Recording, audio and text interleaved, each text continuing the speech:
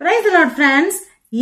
இன்றைய தினம் நம்ம யோபுவின் சரித்திரத்தின் புத்தகத்தில் யோபுவின் புத்தகத்தில் நாம எடுத்து வாசிக்க வேண்டிய பகுதி 13வது அதிகாரம் வசனங்கள் 23 முதல் 28 வரைக்கும்.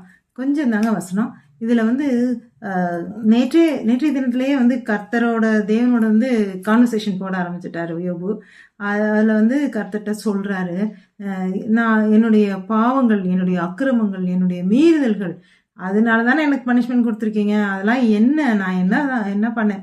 ஒரு சில நேரங்களில் நம்ம கேட்போம், நம்ம என்ன பண்ணோம், ஏன் இப்படி இந்த மாதிரி பெரிய பனிஷ்மெண்ட்ஸ் நம்ம லைஃப்ல வருது அப்படின்ற மாதிரி. அவரும் மனுஷன் தானே, அதனால அவர் என்னுடைய மீறுதல்களை எனக்கு உணர்த்துங்க, என்னுடைய தவறுகளை சுட்டி காட்டுங்க.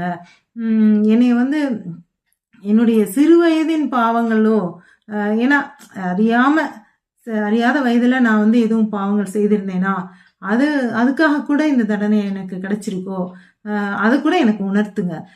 நீங்க ரொம்ப என்னை எப்படி இது பண்றீங்க அப்படின்னா, ஒரு ஒரு சருகு போல நான் இருக்கேன், காய்ந்து கீழே விழுந்த சருகு போல. ஆனா என்னைய பின்தொடர்றீங்க, என்னைய விரட்டிக்கிட்டு இருக்கீங்க. அந்த மாதிரி நான் ரொம்ப கஷ்டம் அனுபவிச்சுட்டு இருக்கேன்.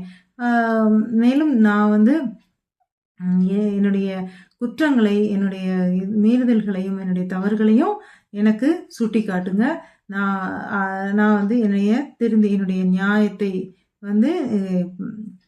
எனக்கு அறிவிங்க அப்படின்ற மாதிரி இந்த 5 வசனங்கள்ல சொல்லியிருக்காரு.